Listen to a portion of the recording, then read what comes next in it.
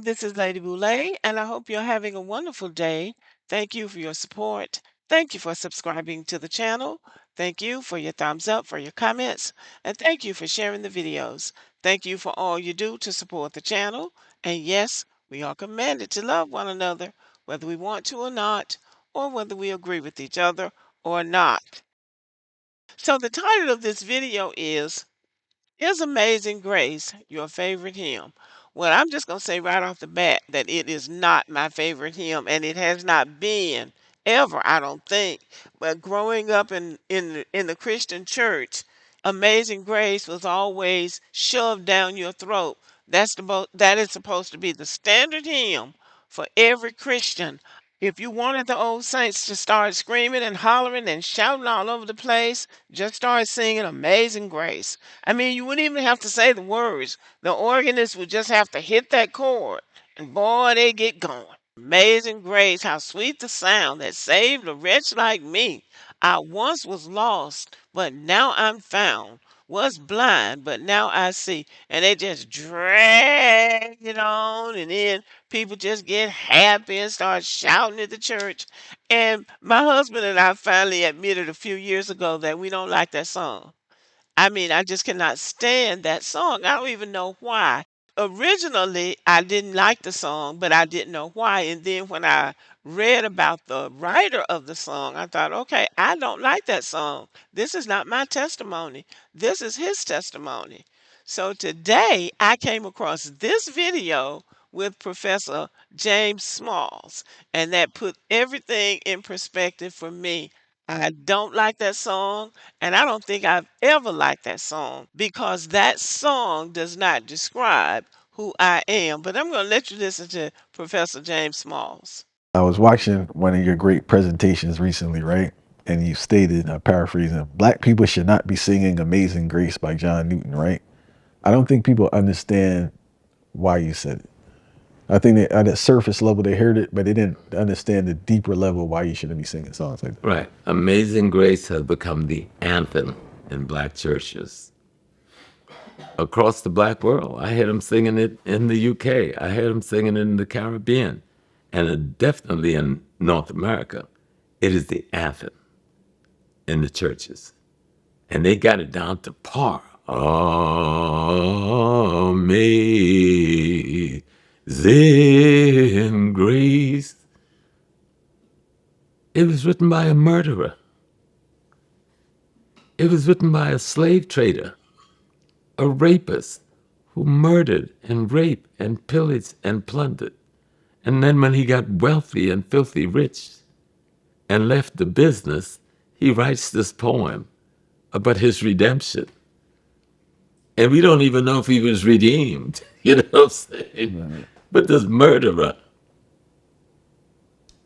right? This rapist, this genocider, retires from committing murder, rape, and genocide and enslaving African peoples. And he writes a poem called Amazing Grace that we've now taken his filthy words and made it our spiritual anthem. That's the best we can do. Could you imagine the Jews singing Heil Hitler as their primary prayer anthem? Could you imagine them singing a song about Buchenwald and Auschwitz and some of the other concentration camps they were in as their sacred verses? Would you think they would dare recite a prayer that's written by anyone that ran any of those camps? But here we are making the anthems of somebody that ran a genocidal camp, because that's what a slave ship was. And we think it's something beautiful because we've been able to take white profanity and turn it into black beauty. But we must be careful because our spirit knows who he is. And our spirit is looking at us and asks, what the hell is wrong with you? Don't you know who that is? You're going to glorify and purify the genocider who only wrote this poem after he'd gotten wealthy or for committing the crimes against humanity. That's why I said, we ought to be ashamed of it. I remember making it plain that you do not sing that over my mama.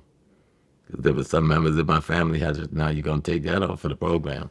Or I would get up in that church and raise purity hell.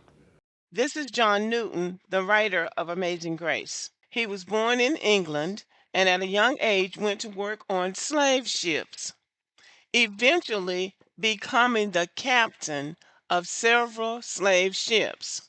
After retiring from slave shipping, he continued to invest in the slave trade. Some years after he supposedly experienced a conversion to Christianity, when he was shipwrecked and he was rescued from that shipwreck, he then renounced the slave trade and became a prominent abolitionist. That's what they say. And that's when he wrote the famous song. He was out at sea and he thought he was going to drown, and then he was rescued. And so now God's amazing grace saved a wretch like him because he really was a wretch. He was trading in human flesh. Those slave traders had no mercy. They were torturing people, kidnapping people, tearing people away from their homelands, never to return, so he could make money, because that was all about money. It was all about the Benjamins. But after he got rich, all of a sudden he got saved. Then he was ordained as a Church of England cleric and served as parish priest in a church in Buckinghamshire for 20 years. 20 years after he wrote Amazing Grace. Now, my read on John Newton is that after he had made all that money in the slave trading business, he now wanted to be a respectable Englishman. A slave trader could not enter into polite society in England, but a preacher could. So, realizing he was not going to become an aristocrat with a slave trading past, he supposedly had this great conversion at sea, and the church believed him, made him a priest, gave him a pulpit. A preacher, really, is what he was doing. And now he has entered into respected British society and is preaching to people, a slave trader.